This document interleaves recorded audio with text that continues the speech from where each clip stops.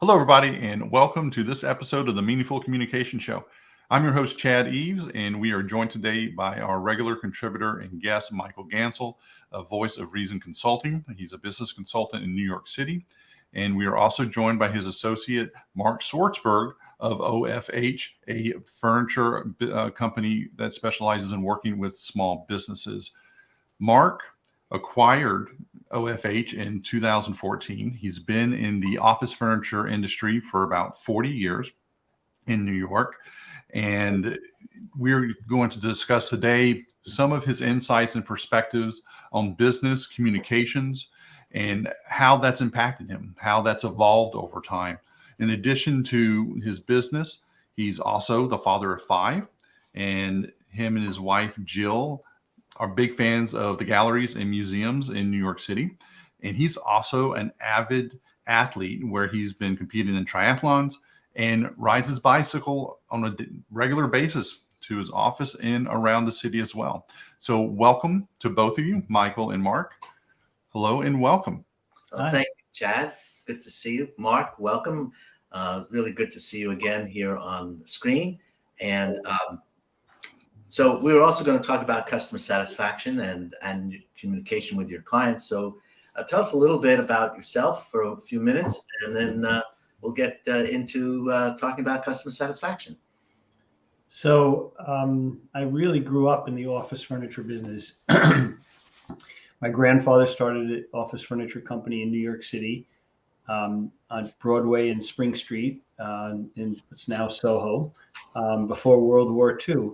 And my dad passed away when he was very young, and I came into the business when I was 19, and I started in business with 2 older brothers, 15 and 17 years my senior, and this was really exciting for me. I always liked design, and I always liked business too. And I remember as a kid sitting in the store and being in the window and watching, and sometimes even had customers would come in and kind of helping them out, buy chairs and buy office furniture. So I really grew up in the business.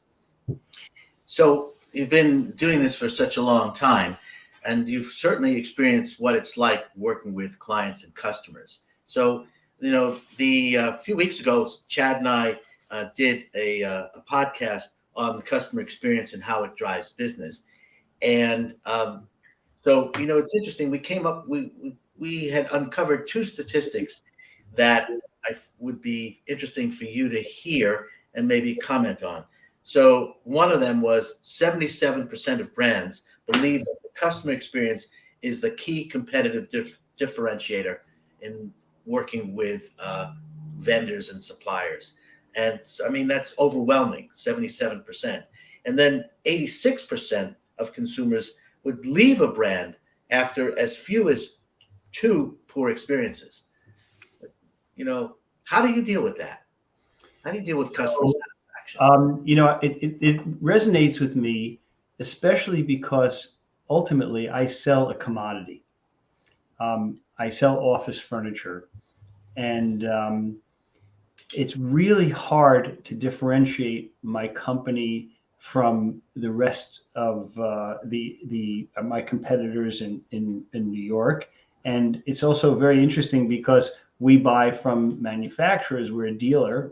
We distribute product that's manufactured by other vendors.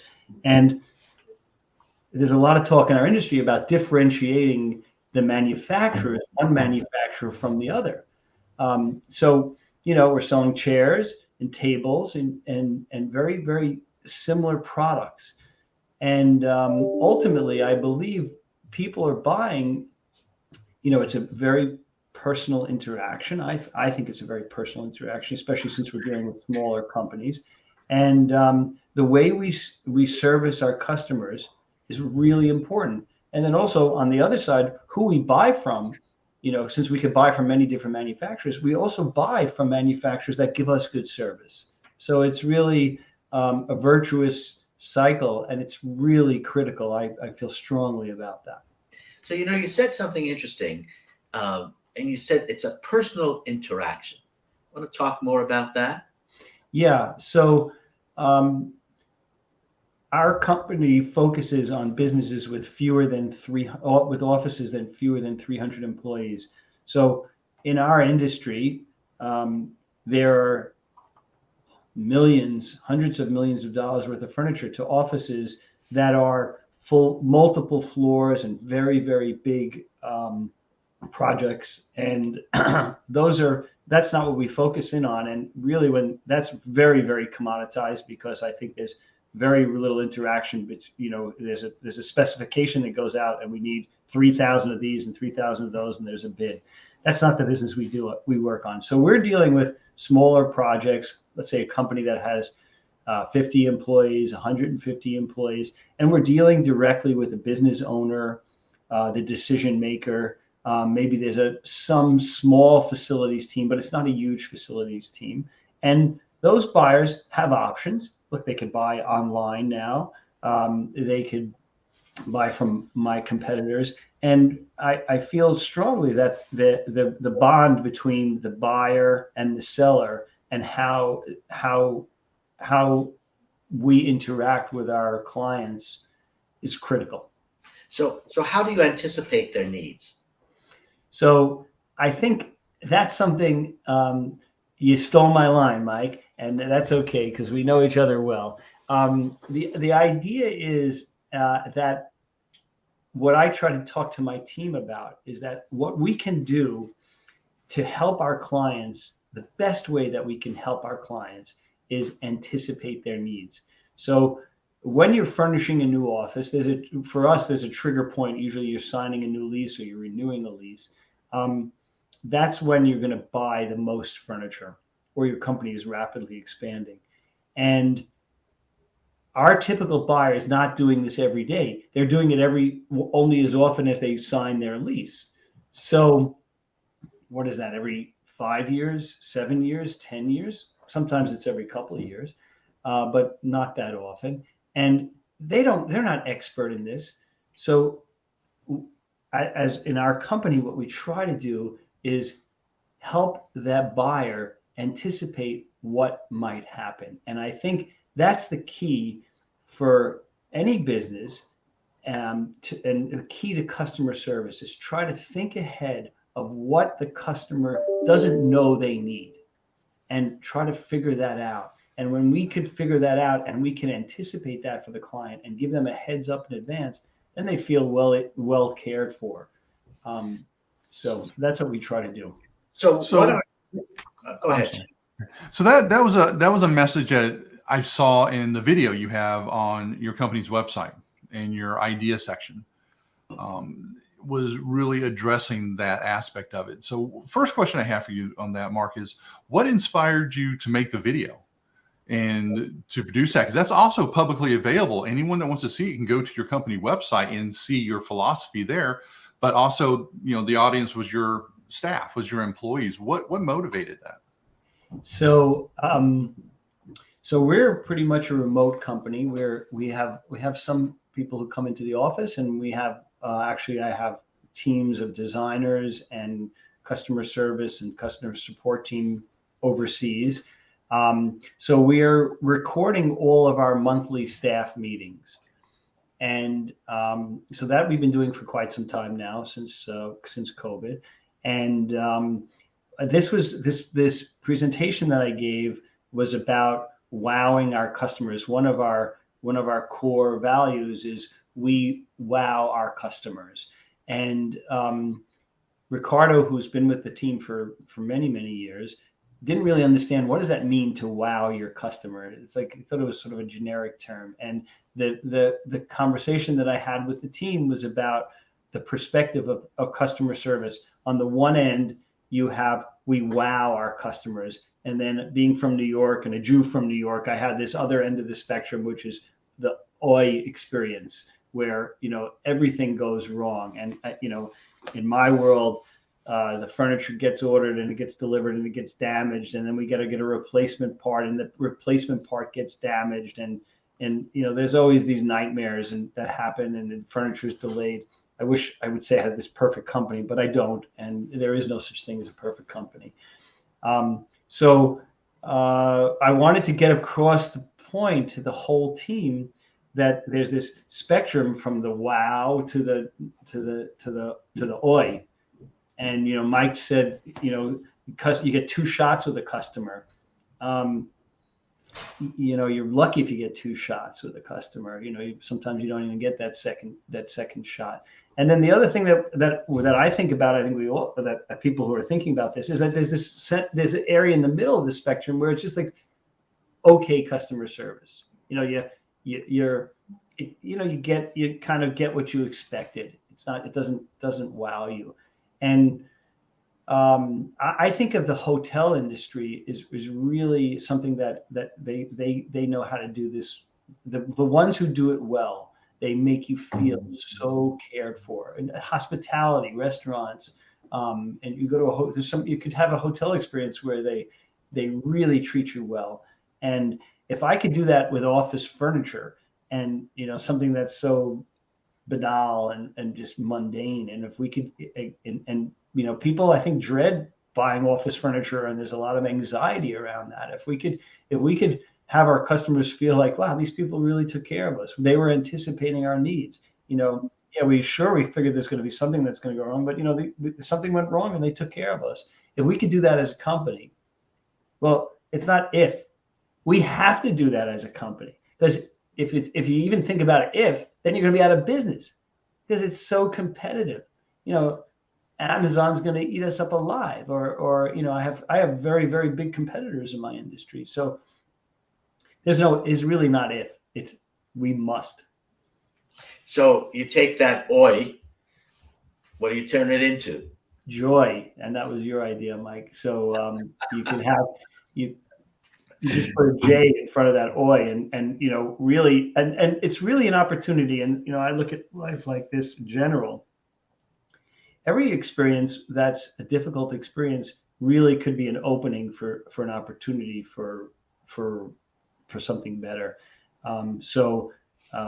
I think many people who have bought furniture or ordered something that takes a while to get, there's a potential for disaster. So we try to make those potential anxiety points into something that's joyous. And that's what I'm trying to. Look, I've been doing this a long time, and I believe it, and I think about this, and I live my life like this. It's just trying to get my whole team to do that, and that's really the tricky part. So how do you instill that culture? I know you have some ways of doing that. So how do you bring that culture to your entire company? Well, Chad, you said, like your question, the original question was, why'd you put it up in a video, and why did you do that? And that, so what I realize is I can't just sit in the vacuum and do it myself. I have to make sure that I spread the word to the company. And, I have to practice what I preach. People have to see me doing it. And sometimes it can get really expensive. We've screwed up. We just had a table that didn't fit in the elevator. And then we had to cut it, all kinds of crazy things. And, I'm going to lose money on that table. It's like it was I think a $4,000 or $5,000 table. We're going to lose money on that. But if you believe in the wow experience, then you want to have the reputation that you take care of your customers. And this really doesn't have a long lifetime value. This client, they're not going to buy hundreds of thousands of dollars worth of furniture, but it's the right thing to do. We have to take care of the client. The company sees that that's what we do. We put the value at that. I had this woman, Sophie, who worked for us. I haven't done this in a while. I have to do it again soon. When Sophie joined us, I knew she was going to be a great long-term employee. It turns out she was it was her first job in college, and lovely woman. Now she went on to be in healthcare. She's a therapist, and she was with us for probably over 5 years. But I realized that where she grew up, she didn't really understand, and her lifestyle, what it means to be taken care of at this level. So we went out, took out to a nice lunch and to a nice restaurant, and to even experience what it's like to be taken care of like that. So when you think about like finding the opportunities in, something that goes wrong, as we continue to emerge out of COVID, out of the pandemic. What has been your impression, or what have you seen as far as what people want from a customer experience perspective? You know what? COVID doesn't matter. It doesn't. COVID, post-COVID, pre-COVID, it's the same all along. It's also, what I also think about this is my relationships with my friends or people that I care about. It's all the same. How do you, it's one thing, the golden rule, treat others the way you want to be treated, but it's a step above. Treat others the way they want to be treated. And that's really what we have to understand. I'm part of this thing. I went to a training given by the Arbinger Institute. It's called the Outward Mindset, and that's really the core of what the teaching is. And our leadership team is bringing that to the company. We have to treat fellow employees. We have to treat customers, and we have to treat anybody we meet on the street, and certainly the people we care about with that mindset, and treat others the way they want to be treated.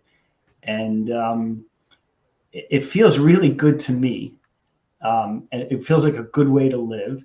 And I don't think of the company as always the bottom line.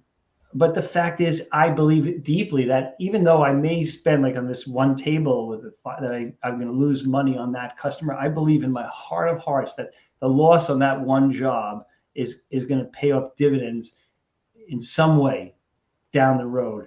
And I don't know that I could calculate it on a spreadsheet, on an Excel spreadsheet. And I'm not worried about that. I think that in the long haul, that's the way I want to run the company. And I think that's the way people want to work for a company that treats people like that. And that's really, so for me, I have to really make sure everybody in the company knows that. Yeah. So much of it's, it's the hidden opportunities, it's what we don't know is going to come down the road. Is there any like patterns that you use? Maybe it's on a daily basis when, you're interacting with your team to try to instill that feeling of wow, or something that you're doing that's modeling that behavior for them? Yeah, it's a good question, Chad. So the thinking is that for me as the leader, I really have to do that all the time. I can't slack off, and that's hard because there are times when I don't want to deal with a problem, or I'm too busy and I have something else, and people see that. If Mark's not spending the time taking care of an issue, then they'll say, why do I have to deal with it? So and it's hard. I've slipped up. I'm not perfect. I mean, there's life gets in the way, or whatever gets in the way, or the next big deal. For me, I'm chasing the next big deal, and I'm not taking care of the small customer. And I've learned that that's a mistake, and it's costly. It's costly with my employees. It's costly with my customers. And so really for me, it comes back to time management. I have to manage my time well so that I have the opportunity and the ability to spend the time on the smaller things as well as the big things, and prioritize and delegate and have the right people. And now that I have a leadership team and have the leadership team understand, like I said before, Ricardo didn't understand what I was talking about with wowing the customers. Ricardo's been with me for 5, 6, 7 years. Mike was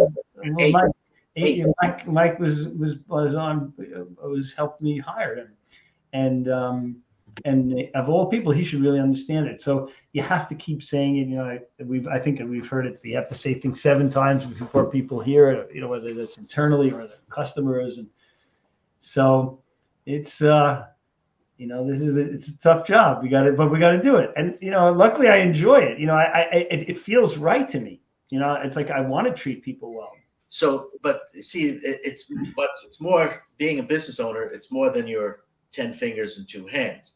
It's getting that inculcated to everybody else in the company. Certainly in your leadership team, you talked about the outward mindset, but it's also your designers, it's also your project managers, it's also your salespeople. They all basically have to have the same philosophy, which is why, in a sense, you are willing to take something that's an internal staff meeting and put it out there, because that's everybody in the company has the same philosophy. That's exactly, how you continue to provide the best customer experience you can provide.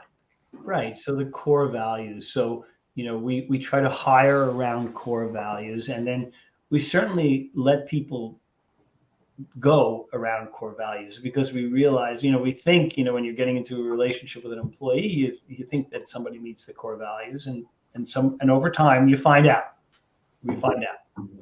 And the reason that people don't make it here is because they don't fit our core values. So that's what we think about, and we focus in on. And it's a lot of work. It's not easy, but actually, what I realize is now is what happens is sort of we build a fort around us. When we have these core values, then we have a strong team. And I am so proud of our team. I was sitting at home with my wife and Slater, our 9-year-old child, and I couldn't go into the office. We're not allowed. Everybody knows. I mean, this is what happened to everybody. We were not allowed to go into the office. Like, I'm saying to myself, what I do for a living is now illegal. I can't do that. And that was a big shift. And we had our best year ever last year, and that was amazing. We came into this year as a little bit concerned about where we were going to go, but it's going to be okay. We're, even though there's all this transition in the office, people are calling, people who believe in the office. We have a nice reputation, and if a lot of our business is word of mouth. I don't spend any money on advertising, actually $0 on advertising. So it's relationships with referral partners that know we're going to take care of their customers. They don't get anything from us other than they know that their customers are going to feel well taken care of. That's going to make them look good. And so I'm proud of it. It's a lot of work, and we mess up. We're not perfect, God, we've messed up. Yeah. So, it's interesting, Mark, hearing you talk about this. I opened up our session by saying the customer experience encapsulates everything business does to put customers first, managing their journeys and serving their needs. And obviously, you know that very well, given all the time that you spent in the industry. And of course, you've inculcated that into a team that also understands that. So I know we're running into a kind of like our time, but I wanted to, if I might, Chad, if you have some questions, let's go with that. But then I'd like to summarize some of what Mark said. Sure, absolutely, Michael. Well, the one thing that's stuck in my mind, Mark, is the anticipation factor. And how did that become important to you? Was there an event that happened, or something that you learned somewhere that really prompted that? Because that is definitely a core theme among successful people, is the anticipation. And what brought that to the forefront for you? Okay, I was in therapy, and this goes back. I was with my first wife at the time, and the therapist told me that the key to a good relationship, a marital relationship, is to be able to anticipate your partner's needs. And then I spent a lot of years thinking about that, and what that means for me, and what it means from others. And then that was decades ago. And then I realized, hey, this is this works with a spouse. It certainly works with your children. It certainly works with your friends.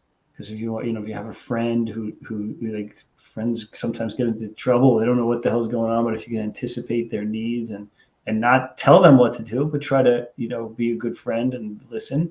And then, look, I work hard and I actually love what I do. And I'm like, I'm competitive and I like to be successful. I'm saying, what can I do to be successful in the business?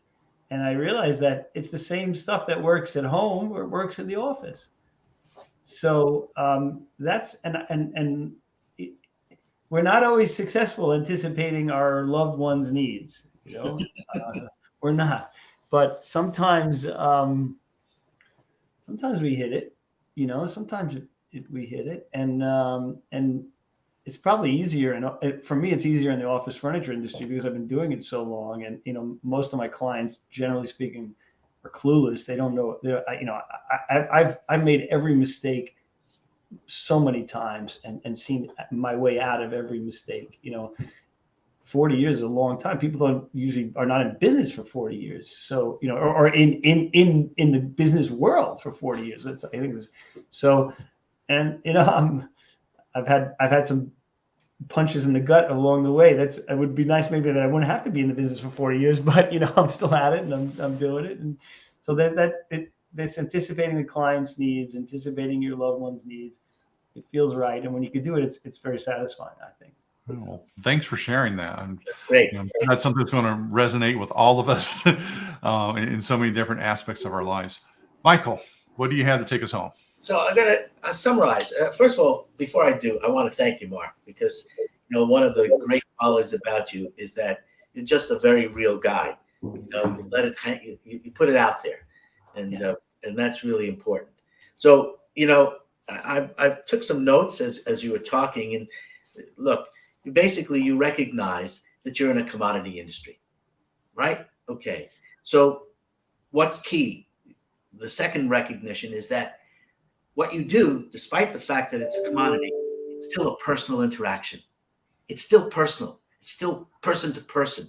And so as a result of it being person to person and the personal interaction, then you have to anticipate what their needs are. Not what your needs are, but what their needs are. And in particular, how they want to be treated. Because you already know that they have certain pains. They have fear because this may be the first time they're doing it. It's a big project. They're anxious. And so their mindset is like sort of they want to be taken care of, but they also are fearful that someone is not going to take care of them, going to take advantage of them. So that you know always that you have their needs, their requirements, their thinking in as how you deal with them. You also know that you're going to make mistakes, but you also know that you're going to learn from those mistakes. And the reason you're going to learn from those mistakes is because you've built a culture with core values that basically address that outward mindset and how to deal with them. And then lastly, the reason you've been able to stay in business or been in the business world and for 40 years and this particular business for the last 14 is consistency, because you deliver the same personal interaction, no matter how big, no matter how small, no matter what, it's still the same.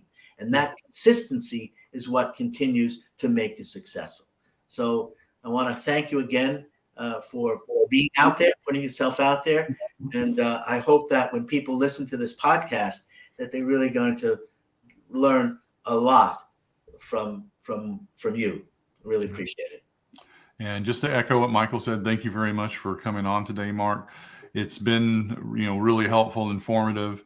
I think a lot of people can benefit from your experiences and perspectives. Michael, as always, thank you for joining today. And we will be back with our next podcast in the near future. Until then, everybody take care, be healthy, be wealthy, and talk to you soon. Bye-bye, everybody.